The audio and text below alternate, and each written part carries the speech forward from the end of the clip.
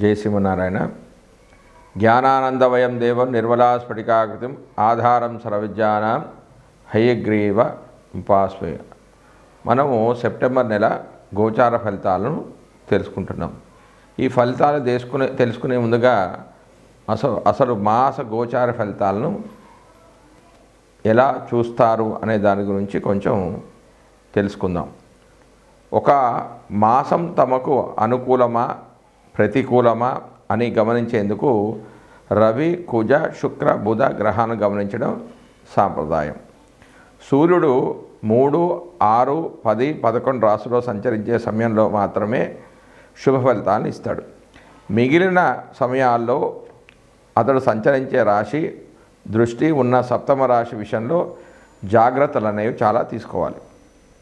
వేరువేరు జన్మరాశుల వారికి రవి సంచరిస్తున్న రాశి దృష్టి ఉన్నటువంటి రాశులు ఏ భావాలు అవుతాయో గమనించి వాటికి అనుగుణమైన ఫలితాలను నిర్దేశించాల్సి ఉంటుంది.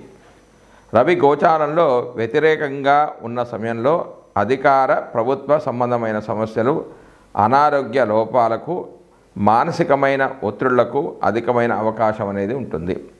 అదేవిధంగా కుజుడు గోచారంలో అననుకూలమైన రాశిలో సంచరిస్తుంటే చిన్న చిన్న ప్రమాదాలు, ఒత్తిళ్లు, శారీరకమైన అనారోగ్యాలు, నొప్పులకు అవకాశం అనేది అధికంగా ఉంటుంది.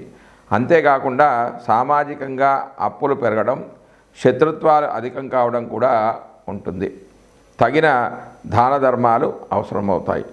3, 6, 11 రాశుల్లో మాత్రమే శుభ ఫలితాలు కుజుడు ఇచ్చినప్పటికీ తాను సంచరిస్తున్న రాశి దృష్టి ఉన్నటువంటి 4, 8 రాశులను కూడా ఫలితాల విషయంలో లెక్కలోనికి తీసుకోవాలి. బుధుడు గోచారంలో అననుకూల ప్రదేశాల్లో ఉన్నప్పుడు వ్యాపారాదుల్లో లోపాలకు అధికమైన అవకాశం అనేది ఉంటుంది. పెట్టుబడులు అనేవి ఫలించవు. స్ఫురణ శక్తి అనేది లోపిస్తుంది. శారీరక చైతన్యం అనేది తగ్గిపోయే సూచనలు ఉన్నాయి. కొంత బలహీన మనస్తత్వం, ఆలోచన తత్వంలో లోపాలకు అవకాశం అనేది కలుగుతుంది. రోగ నిరోధక శక్తి అనేది లోపించడం వల్ల కలిగే సమస్యలు పెరుగుతాయి. బుధుడు 2, 4, 6, 8, 10, 11 స్థానాల్లో శుభ ఫలితాలను ఇస్తాడు. తాను చూస్తున్న భావాలకు కూడా శుభాన్ని ఇస్తాడు. శుక్రుడు అధిక స్థానాల్లో గోచారిత్యా అనుకూలంగానే ఉన్నప్పటికీ బలహీనమైన గోచార ఫలితాలనిచ్చే స్థానంలో మనోభిష్టాలు అనేవి నెరవేరక ఇబ్బంది పడుతుంటారు.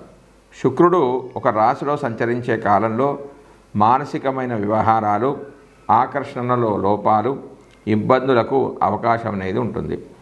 అవగాహన లోపాలు ఉంటాయి. శరీరంలో హార్మోన్ల లోపాలు ఏర్పడతాయి. సమతుల్యమైన భావాలు దెబ్బతింటాయి. శుక్రుని విషయంలో 6, 7, 10 రాశుల సంచారం మాత్రం లోపమైనది. 6వ స్థానం సంచారం అధికమైన లోపంగా పరిగణిస్తారు. భార్యాభర్తల మధ్యలో అభిప్రాయ భేదాలకు కూడా ఇటువంటి అంశాలు అనేవి కారణమవుతాయి. మానసికమైన ఒత్తిడి తీవ్రంగా ఉంటుంది. ఒక నెల రోజులు కొంత ఎక్కువ తక్కువతో కూడుకున్న రోజుల్లో సంచరించే గ్రహాలు ఇవి. అందువల్ల వీటి ద్వారా కలిగే ఫలితాలు ఆ మాసాదులకు చెంది ఉంటాయి. అయితే శుభ సమయంలో కార్యక్రమం ప్రారంభించి పూర్తి చేయడానికి ఇటువంటి అనుకూల గ్రహ సంచారాదుల వల్ల ఫలితం అనేది అధికంగా ఉంటుంది. జై శ్రీమన్నారాయణ. జ్ఞానానందమయం దేవం నిర్మలాస్ఫటికాకృతిం ఆధారం సర్వవిద్యానాం హయగ్రీవ ఉపాస్మయ. మనము సెప్టెంబర్ నెలలో 12 రాశుల వారి యొక్క ఫలితాలను తెలుసుకుంటున్నాం. అందులో భాగంగా ఈరోజు సింహరాశి వారికి మాస ఫలితాలు అనేవి ఈ విధంగా ఉంటాయి. రవి ఫలితాలు. రవి సింహరాశి వారికి సెప్టెంబర్ 1 నుంచి 16 వరకు జన్మరాశిలోను, సెప్టెంబర్ 17 నుంచి 30 వరకు 2వ స్థానంలోనూ సంచరిస్తున్నాడు. జన్మరాశిలో సంచరించడం చెడు ఫలితాలను ఇస్తుంది. అంటే జన్మరాశిలో రవి సంచారం వల్ల అనారోగ్య సమస్యలు, అలసట, త్రిప్పడం, ఆందోళన, శరీర తాపము, మన సంకటము, సంపదలు నష్టపోవడం, అకాల భోజనము చేయడం, అంటే సమయానికి కాకుండా ఎప్పుడు పడితే భోజనం చేయడం, బంధు విరోధము, భయము, క్రోధము, ధన నష్టము జరిగే అవకాశం ఉంది. ద్వితీయంలో సంచరించేటప్పుడు కూడా అశుభ ఫలితాలు పొందే అవకాశం అనేది వీరికి ఉంది. ఇందులో అతి తక్కువగా పాప ఫలితాలు వచ్చే అవకాశం అనేది ఈ రాశి వారికి ఉంది. తర్వాత కుజుడు యొక్క ఫలితాలు. కుజుడు సింహరాశి వారికి సెప్టెంబర్ 1 నుంచి 30 వరకు 11వ స్థానంలో సంచరిస్తున్నాడు. 11వ స్థానంలో శుభ ఫలితాలు ఇస్తాడు. అవి ఈ విధంగా ఉన్నాయి. ధనధాన్య లాభము, అనుకున్న పనులలో విజయాన్ని సాధిస్తారు. ఆరోగ్యం అనేది మెరుగుపడుతుంది. భూలాభం అనేది కలుగుతుంది. కీర్తి ప్రతిష్టలు పెరుగుతాయి. ఇష్టమైన వస్తువులను కొనుగోలు చేస్తారు. సోదరుల ద్వారా అన్ని పనులు కూడా పూర్తి చేస్తారు. మిత్రుల సహకారం అనేది లభిస్తుంది. కానీ ఇందులో కేవలం 70% శుభ ఫలితాలు జాతకుడు పొందుతాడు. కారణం ఏంటంటే ఈ రాశిలో కుజుడు తామ్రమూర్తిగా ఉంటున్నాడు కాబట్టి. తర్వాత బుధుడు యొక్క ఫలితాలు. సింహరాశి వారికి బుధుడు సెప్టెంబర్ 1 నుంచి 4 వరకు మిత్రక్షేత్రమైన అంటే మిత్రక్షేత్రంలో సంచరిస్తున్నాడు. అంటే 12లోను, సెప్టెంబర్ 1 నుంచి 23 వరకు జన్మరాశిలోను, స్వక్షేత్రంలో అంటే కన్యరాశిలో సంచరిస్తున్నాడు. తర్వాత 24 నుంచి సెప్టెంబర్ 24 నుంచి 30 వరకు సమక్షేత్రంలో అంటే సమక్షేత్రంలో సంచరిస్తున్నాడు. కాబట్టి ఆ యొక్క ఫలితాలు ఏ విధంగా ఉన్నాయి అంటే ఆరోగ్యము, మన సంతోషము, కీర్తి, ద్రవ్యలాభము, వృద్ధి, బంధుమైత్రి, సుఖ సంతోషాలు జరుగుతాయి. ఇందులో కేవలం 20% ఫలితాలే కలుగుతాయి. కారణం ఏంటంటే ఈ స్థానంలో బుధుడు లోహమూర్తిగా ఉంటున్నాడు కాబట్టి. 1వ స్థానంలో సంచరించేటప్పుడు అకాల భోజనము, బంధువైరము, వస్తువులు నష్టపోవడం వంటివి జరిగితే అందులో కేవలం తక్కువ అశుభ ఫలితాలు మాత్రమే జరిగే అవకాశం ఉంది. ఈ రాశిలో బుధుడి సంచారం చేత కేవలం 20% మాత్రమే అశుభ ఫలితాలు అనేవి పొందడం అనేది జరుగుతుంది. 2వ స్థానంలో సంచరించేటప్పుడు కుటుంబ సౌఖ్యం అనేది కలుగుతుంది. వాక్శుద్ధి అనేది కలుగుతుంది. ధన ఆదాయం బాగుంటుంది. సజ్జన సహకారం అనేది లభిస్తుంది. కార్యాలు అన్నీ కూడా అనుకూలిస్తాయి. ఈ స్థానంలో బుధుడు తామ్రమూర్తిగా ఉంటూ 50% శుభ ఫలితాలను ఇవ్వడం అనేది జరుగుతుంది. తర్వాత గురుడు యొక్క ఫలితాలు. గురుడు సింహరాశి వారికి సెప్టెంబర్ 1 నుంచి 30 వరకు గురుడు సింహరాశి వారికి సెప్టెంబర్ 1 నుంచి 30 వరకు 10వ స్థానంలో సంచరిస్తూ ఉన్నాడు. వీటికి ఫలితాలు ఏంటంటే సంతాన వృద్ధి, ఉద్యోగ వృద్ధి, కీర్తి వృద్ధి ఉంటాయి. అన్ని సుఖాలు, సౌకర్యాలు కలిసి వస్తాయి.